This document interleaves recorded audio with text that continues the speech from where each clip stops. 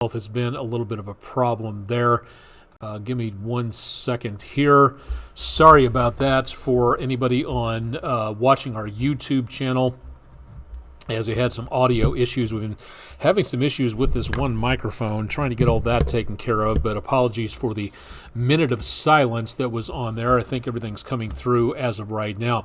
I'm Chief Meteorologist Austen Onek. This is Weather Overtime, keeping you updated as to what is going on with weather in and around the area of southeast Tennessee, northern portions of Georgia, back into western North Carolina and northeastern Alabama. It is, again, a quiet night tonight, but as we go into the next couple of days, we are going to be watching very carefully to see what is going to be going on, especially down into the Gulf of Mexico. It doesn't look like a lot right now, but there are going to be the potential problems of maybe some more tropical weather coming on through. That is something we're really going to have to watch. You especially, I'm not going anywhere, but if you're going to be heading down to the Gulf of Mexico in the next week or so, this is going to be a situation that you really do need to pay attention to. And any point in time between now and December the 1st, as we go through tropical storm season, this is, again, going to be a very big concern for anybody going close to anything around the oceans because of the potential risk of maybe some storms forming out there. Right now, it's decently quiet. Looking back from the Chattanooga Zoo webcam, it was the Chattanooga Zoo Ice Cream Safari webcam, but as of right now, that has been sold out. Congratulations to the Chattanooga Zoo on that. Glad to see everybody taking part in that. Little remnant of sunset going on, helicopter taking off, just seen around the area of the horizon. Some clouds out there for right now. It's a beautiful evening overall. Very nice for baseball in downtown. The view of the friendly confines of AT&T Field. We'll see how the Lookouts did coming up tonight on News 12 at 11. Beautiful view from the Bailey's Heating and Air camera. From the area of 153 Highway and 64 overpass, looking off to the south and to the west on the Plainview Outdoor Advertising camera. Traffic is still pretty heavy at this point, but otherwise moving along pretty well. There was some pretty good construction traffic last night. That not taking place at this time from 75 north to 24 west. But if you're heading through that area, remember construction back over to the west of this camera, to the west of CHI Memorial Stadium. So that could be a problem as we go into later on tonight. Downtown from the News 12 studios, looking over the rim of Lookout Mountain and just some fading sunset light out there. We're up to about 14 and a half hours of daylight, and we've got just about 9 days left of increasing amounts of daylight before we start losing our daylight, marching toward wintertime, the solstice in just about 9 days or so. Let's see, what else haven't we taken a look at here? Let's take a look at the Chattanooga Theater Center camera, Speedy's Total Car Care camera, back toward around the area of Coolidge Park, the footbridge off toward Raccoon Mountain in the distance, lit up quite nicely back over toward AT&T Field, which you saw just a second ago, and the Tennessee River with a few folks out and about down on the Riverwalk for tonight. A nice night, and going to continue to see some very mild conditions into the course of the next several days, so that is something that we could be looking at some changes taking place. We'll have more on that for you here in just a little bit. Temperatures at just before the top of the hour, still in the lower 80s. Winds light out of the northeast. That's not really helping to keep us cool, but we will continue to see some very mild conditions into the course of the next several days. So stay tuned for more on that. Almanac page did show, again, a high temperature, just basically right smack on normal for this time of the year. The record high for today showing very easily that we can reach the century mark at this time of the year. Maybe it's fairly rare. That's the hottest temperature we've had on this date ever. That about 122 years ago, pretty far back, as well as the area around times being kept for record temperatures. 50 degrees set 11 years after that as a record low temperature. And when that's the record low, you know that you're getting into the very warm portions of time throughout the entire year.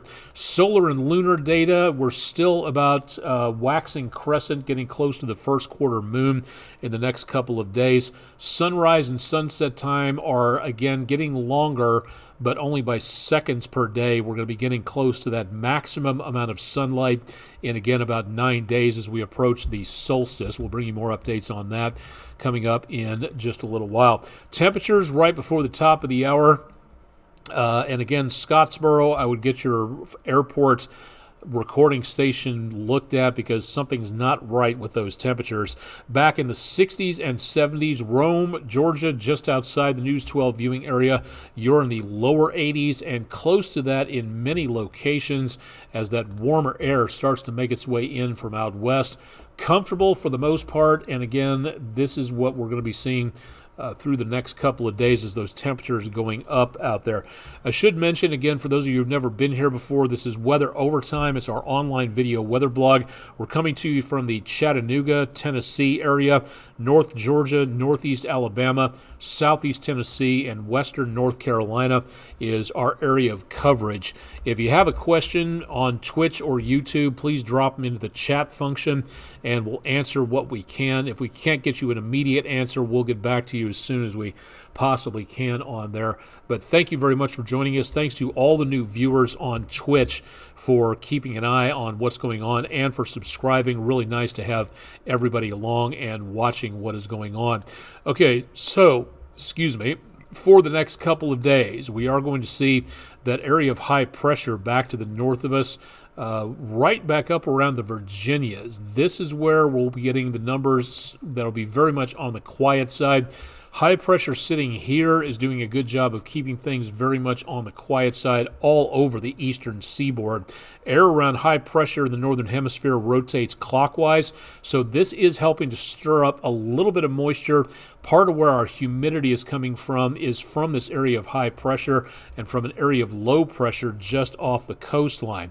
Now, what we're also going to be seeing through the next couple of days, part of that is down to the south of us is a storm system which is crossing Florida and which is doing a very good job of shoveling tons of moisture from the Gulf and the Caribbean and the Atlantic right over portions of southern Florida. This has brought, if the radar estimates are to be believed, east of Miami toward the Bahamas about a foot, and then about 1.5 feet of rain around Alligator Alley and south down toward the Keys. That is a just phenomenal amount of rain in 24 hours time, but that's part of the next system that we're going to be watching here. We also have another area of low pressure down toward the Bay of Campeche. We'll talk about that and the other systems coming our way in just a little while. Meanwhile, that area of high pressure, two of them, two domes, one over the Rockies and one back over the Virginias. This is going to help push any storm systems back to the north and to the east of us. So we've got several storm systems lined up, one after the other, one over Minnesota, one over the northeastern Pacific, and what looks to be another and fairly powerful system making its way across the Bering Sea and heading toward the northern portions of the Pacific. So we've got at least three lined up and ready to go in the course of the next several days, none of which are going to be giving us too much of a problem. Now, into Friday, this front might make its way into the area. That is a big fat maybe at this point. What we are not seeing is the potential of anything really huge taking place. It is possible, but for right now, it doesn't really look like a huge potential out there. Here's what it looks like. For the next couple of days, we'll be seeing much less cooler temperatures in the morning, and then temperatures again over the next few days stair-stepping upward. So high 80s, low 90s. And then as we get into Friday, that next cold front tries to make its way southward, but high pressure is going to make that cold front fight for every inch of its trip south. So by Friday, we'll still be south of that front, and we'll have numbers back in the mid to upper 90s, and it still gets very warm there. That front comes through on Saturday, but no moisture on either side of that at this point, and very mild temperatures in the morning. Temperatures as we go into the weekend, some of these computer models are going a little bit high, but it does look to be fairly close to the high 90s and right around the triple digits as we get into Saturday. Sunday morning does not look cool. High 60s to high 70s for low temperatures, and then back into the mid to upper 90s to triple digits as we get into Sunday. Dad's Day looks like it is going to be absolutely stifling out there, so indoors with a drink of ice water and maybe with a fan in front of you, that might be a better idea there. Air quality is not great. It's at a moderate category just at 10 o'clock on Wednesday evening. What we have is not that much in the way of fires. We have a couple of wildfire spots showing up on the Visible Infrared Imaging Radiometer Suite, or VIIRS. We're seeing minimal fires, but we are seeing a lot, the gray color, a lot of smoke hanging over the area, and that's why it looks more gray than blue into the skies across much of the southeastern United States. Now, into the next few days, as high pressure remains in control, we'll continue to see some dry conditions. The next best chance of rainfall we've got is pretty much about a week away. Island Cove, Lake Chickamauga, hardly any wind, so the surface of the water is like glass at this point in time. And then we go into Flag Day, temperatures on the rise. Dad's Day looks to be the hottest portion of the weekend, and then with a chance of showers, maybe some thunderstorms as we go from Monday into Tuesday. We'll drop the temperatures a little bit. I really, just in my heart of hearts, I cannot call the lower 90s cooler in any way, shape, or form. So this is where we start to see the potential of not as hot. Again, that's the best we can do semantically, but we'll see a chance of rainfall Monday and Tuesday, and that's about it. And then temperatures remain in the lower 90s. That is still above normal. This is way above normal. And again, as we go toward Monday, which is World Day to Combat Desertification and Drought, more information from the United Nations. We'll talk about that coming up here in just a little while, so stay tuned. Welcome to everybody watching on Twitch and on YouTube for this Wednesday evening. Glad to have you along. What's going on in the tropics? Well, actually a lot compared to what we saw through the last couple of days. We've got this storm system here making its way up to the north and to the east, and that's going to be going over this area east of the Carolinas. So that, we'll just call that storm system number 1, or Atlantic disturbance number 1. None of these are actual tropical storms, hurricanes, or tropical depressions even. They're just what are called areas of investigation, or an invest. So we've got 2 in the Gulf now, 1 heading off the coastline here, another one in the Bay of Campeche, and this one will again be the potential of something developing. These 2 here, out of the 3 you see on screen, these 2 stand the best potential of developing into something, and quite possibly quickly. Now, there's no guarantee of this. We could see a tropical depression in the next day or 2. The waters here, and we'll show you the map in just a minute, are way off the charts warm, well ahead of what they should be at this time of the year. So these 2, I would, anywhere from Brownsville to the Keys, I would watch this system in the Bay of Campeche. That one has the highest potential of developing, giving that a 30% chance of development. The other 2, the one off the East Coast and the other one into and around the area of northern portions of southern Mexico and into the far northeastern area of the Pacific. That one also, and the latest update, has a 20% chance of it developing in the next 7 days. So this will scoot along the coastline and give some problems maybe to around the area of Acapulco, the Baja Peninsula, into that area. That might be a concern. Again, if you're traveling, taking a beach vacation between Florida and Texas, I'd watch this with a lot of interest more than anything else. This one off the coast doesn't sound like it's giving us too much of any concern. None of these, again, are organized enough just yet for the National Hurricane Center to say anything about giving them an official designation. But we are just now 12 days into the season, and the energy from the tropics, the sunlight that is coming down on that area where those storms develop, is continuing to build. It's called ACE, ACE, or Available convective energy. And over the next several days, we're looking at our own heat wave here, but we are also going to be seeing, and this is exceptionally worrisome, where we've got some temperatures into the upper 80s.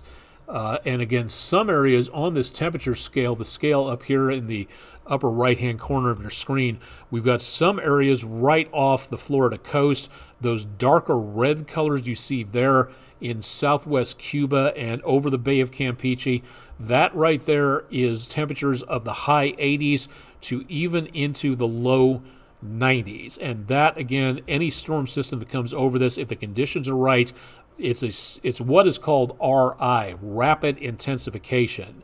And that is what we may see if anything rolls over this very warm area, including right here. This is called the loop current.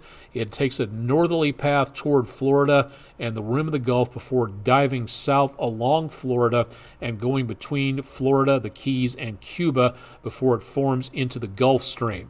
Now that right there, anything in that darker red category where we're pushing 90 degrees, that is where we could see rapid intensification take place. And if you remember some of the storms of last year, especially Otis in the Pacific area around Acapulco, that went, thanks to the warmer waters of the Pacific, that went from being a tropical storm to a Category 5 hurricane in 9 hours. That's what we have to deal with these days as the ocean continues to absorb more of the heat of the atmosphere from human-induced fossil fuel usage. So this is the ocean trying to save our planet by absorbing that heat and spreading it around the oceans, causing them to become much, much warmer. And that is what, in turn, could lead to higher possibilities of confusion and higher uncertainty, and also stronger storms. So that's what we're looking at right now. Two systems of note, and that, again, is something I would watch with a lot of interest to make certain that we are paying attention to what is going on. We still have Saharan dust making its way across the ocean, and a pretty big pulse of that is going to be heading over into the next several days. So if we're lucky, maybe this will impede development and hope to keep the number of storms down. But that is not affecting that particular area of the world from the East Coast down into the Gulf. So that is something we're also going to have to watch at this point. Now, on that note, and taking a look at what is going on with the oceans, as we had, this is World Ocean Month for the month of June. So if you didn't know that, take a look and see more about how we can protect our oceans during World Oceans Month and the other 11 months out of the year.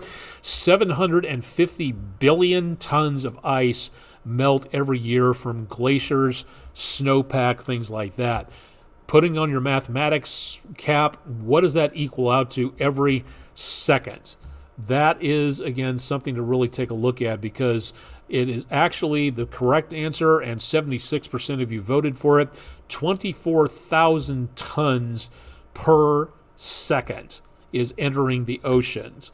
That is, according to the worldcounts.com on the melting ice caps portion of the site, that is 10 Olympic swimming pools, 24 hours a day, 7 days a week, 365 days a year, every single second. That's a lot of water that is making its way into the oceans. So that's why it is important to watch out, and that sea level rise is expected to cause a lot of problems in the course of the next half a decade to the next half of a century. So something to think about. That's our friendinroofing.com weather poll of the day. Thanks to everybody for voting. A new poll goes up at midnight, so go to wdef.com/vote now, or use the QR code on your screen to vote. We've got news polls, we've got sports polls, we've got all sorts of neat things out there, so please drop by and take a look. We'd love to have you vote in our polls, and thanks to everybody who has done so far. All right, so let's go ahead and wrap things up for tonight. It's quiet, it's dry, it's warm, and a beautiful view from the backyard of Jeff Miller in Hickson, Tennessee, catching a garden visitor passing on by, a flutter by, if you will. Thank you very much, Mr. Miller, for our Langley Roofing weather window picture of the day. And if you've got pictures butterfly oriented or otherwise. As long as it's weather related, we'll take it. So send them in to us at pictures@wdef.com. Drop them to our social media channels on the comments section with a description and or location, please. And or go to our website, wdef.com/photos, to both turn yours in and see what everybody else has been submitting for our Langley Roofing weather window picture of the day. We would love to be able to see what you're seeing out there and find out what's going on. Want to cool off? The Tennessee Aquarium is a very good place to go. Check out our interview with Tom Benson, the communications person for the aquarium tonight. He stopped by News 12 to chat a little bit. Had the news about one of the record amount of traffic we have had to the Tennessee Aquarium, one of the more popular attractions in this area of the state. I love going here just to see what I didn't learn the last time around and to pick up something new when it comes to anything involving knowledge of the sea and conservation and ecology and why we need to keep our oceans and rivers and wetlands and peat bogs and everything else as clean as possible. And you can check out the Secret Reef webcam that's available at the Tennessee Aquarium website at tnaqua.org. Just out of the corner of my eye, it's on the monitor up here. I was hoping that we would get a giant shark to swim by close. We've got at least one ray coming fairly close there. Again, the aquarium closed right now, but a nice view nonetheless to be able to take a look out there for this evening. Should be looking at pretty good conditions again for tonight and into again tomorrow. What we're going to be seeing overnight will be the potential of just some fairly mild conditions, not much better than the mid to upper 60s for low temperatures, and that is about as good as it gets for the overnight period. Couple things I want to talk about here. It is not happening just yet, but it will be coming up this coming Sunday. Father's Day next week. It'll be 10 days from now, 10, 11 days from now. National Lightning Safety Awareness Week. That'll be coming up June 23rd. More information about how you can stay safe with lightning around. And remember, no place outside is safe. More information from the National Lightning Safety Council. If you'd like a preview of National Lightning Safety Awareness Week, go to lightningsafetycouncil.org for more information on that. Next Monday, this coming Monday, in fact, is the World Day to Combat Desertification and Drought. We've got changing weather conditions all over the planet thanks to climate change. If we want to stop that and make certain that we keep our planet livable and as our only home in space, that would be a good idea. More information about what desertification and drought is, go to the World United Nations Environment Program. You can get there from UN.org, United Nations, information on daily observances and Desertification Day coming up. That'll be Monday, the 17th of June. That'll be next week, Monday. Now, coming up, not this weekend, but next weekend, there is a special day for all amateur radio operators. It is called Field Day. It is a day when both singular amateur radio operators and radio clubs work to contact as many other operators and clubs throughout the United States and all around the world. It is a time when, if you are out and about on this particular Saturday and Sunday, the 22nd and 23rd, if you see tents and radio equipment, towers, antennae, things like that, set up someplace where there isn't usually something like that going on. The idea of Field Day is operating in the field. In case there is a major disaster, ham radio operators could become the first line of communication, because it's going to be a possibility, if the disaster is big enough, you're not going to be able to pick this up and order a pizza to get it to your house in 30 minutes or less. If a disaster is that bad, that is something that really needs to be thought about for safety's sake. And if you would like information about what amateur radio is, more importantly, how you can get involved and where you can find the Field Day sites coming up, June 22nd and 23rd, go to ARRL.org. That's the American Radio Relay League, the voice of amateur radio in the United States. A very good website to check out, ARRL.org/field-day.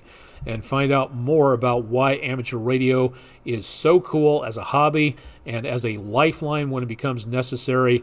A lot of people I know, and especially online, jeer the idea that we promote this, but again, you can depend on this a little bit too much.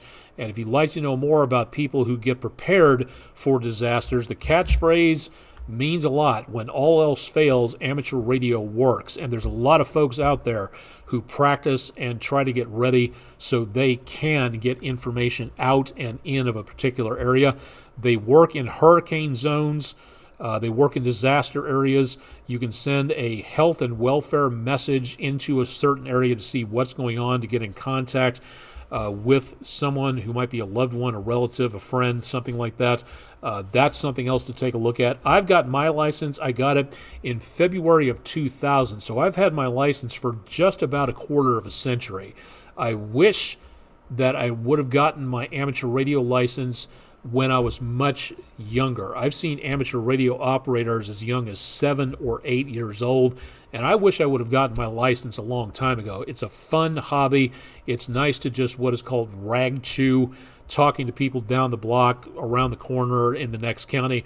With the right equipment and the right power supply and the right knowledge of safety and electronics, you can talk to people using just minimum amounts of power by bouncing the signal either on satellites or all over the world. And if you'd like to know more about this, really cool opportunity to learn more, again, from ARRL.org. Now, following up on the heels of that, a local group would like to invite you to find out more about amateur radio. They're holding a tutorial and a free lunch afterwards. This will be held at the Cleveland Amateur Radio Club in Cleveland, Tennessee. The meeting will be taking place the hours before field day officially begins. So if you'd like to know more about this free 1-hour tutorial, Introduction to Ham Radio, to be held in Cleveland, Tennessee, Saturday, the day field day begins from noon to 1 p.m., go to their website and find out more at carc.cc. Here's the catch on this. They need, if they're going to be serving lunch, they need to know how many people are going to be showing up to plan ahead. So they ask that you RSVP no later than a week from today. And the way you do that, the information is on their website. It's at carc.cc. If you'd like to show up there and give a little bit more information about who you are and what is going to be heading, how many people are going to be showing up to the event. Have to thank Cleveland Amateur Radio Club. Specifically, I'd like to thank Matt Thayer, K04IYW. That's his amateur radio call sign. Also, again, field day activity, CARC Activities Chairman Rex Smith, K4RXS. And again, all the information, contacting CARC President Steve Weber at, I believe that's KA4ELN, if I'm not mistaken. And again, that's where the RSVP needs to be sent to as well, so you can find out more at this website. Thanks to Cleveland ARC for sending this information in. I'm glad to help out and bring that information out to the public. Really nice to see folks involved with this, and I love talking about this because it is a very cool hobby to get involved in. So thanks to Cleveland Amateur Radio Club. We'll promote this as much as we possibly can in the next several days. And if there are any other ham radio groups out there that would like me to throw this information out there, please contact me. I would love to know more about it. We'll talk about it as long as we can on here. The email address at the bottom of your screen at aonek@wdef.com, or you can contact us through the website at the bottom of your screen, and that again at wdef.com/weather if you'd like to know a little bit more about what's going on there. So thanks to everybody for sending the information in, and we'll continue to promote this for as long as we possibly can. Let's see how we're doing here tonight. Okay, just over half an hour's time. It's about 10:18. I wonder if we've missed this. Hang on, just two shakes here. I want to see if this is still, I think we probably did miss it. Yes, the Chinese space station just flew overhead a few minutes ago, but unfortunately seeing conditions with those clouds and the haze out there is a little difficult to see. So hopefully somebody got a good view of Tiangong 1 flying overhead tonight. Hopefully a better view tomorrow night. We'll bring you more information about that coming up on News 12 a little bit later on tonight and into tomorrow. More information about what's going on, again, please check in on our social media pages. We'd love to know more about what you're seeing out there, and stay in contact with us through our website. Let's see, what did I do with it? Okay, it was around here someplace. I know. Okay, we'll just use this one for right now. Again, if you have the opportunity to stop by, remember that you can get Weather Overtime. For those of you who are not watching it on your laptop, your tablet, your computer, desk at home, you can watch Weather Overtime over our app. So if you'd like to see it wherever you go, please drop by and download the News 12 weather app. Just go to your app store and search WDEF and download the News 12 weather app, and then that way you can watch Weather Overtime wherever you happen to be. You can find me again on all of these websites. Thanks a lot to everybody for following on. But again, our live stream and Weather Overtime is readily available, waiting for you to stop by and take a look at things. So stay tuned for more on that. And thanks to everybody for tuning in. And also on all of my social media sites as well. All right, that should do it for tonight. It is a quiet night out there, hopefully staying that way. We'll keep our eyes on whatever else might be coming on through. But for right now, again, not too bad. Excuse me, if you're heading down to the Gulf of Mexico or the Keys anytime soon, I would watch those tropical systems just to be on the safe side, because that could get ugly very quickly in the way this environment is shaping up for not only for this week, this weekend, and into the rest of the month, but pretty much throughout the rest of the season, with the ocean temperatures being that warm. Better be ready to protect yourself, be weather aware, pay attention to what's going on with the forecast. Your life, and not kidding about this is not hype, your life could depend on your keeping an eye on what's going on with the forecast. So please consider that in the next several days and weeks. All right, we'll go ahead and send it back to your regular programming. News 12 at 11. Rick Nyman, Dave Staley is in tonight for the newscast. Chip Chapman will have your forecast early in the morning. And, of course, I'll be back with an update on Thursday night. Time is just slipping away for this week. More details again on your forecast available, WDEF.com/weather. I'm Chief Meteorologist Austen Onek. This is Wednesday, June 12th from downtown Chattanooga, Tennessee. Thanks for joining us for Weather Overtime. And again, stay tuned for more with News 12 on air and online.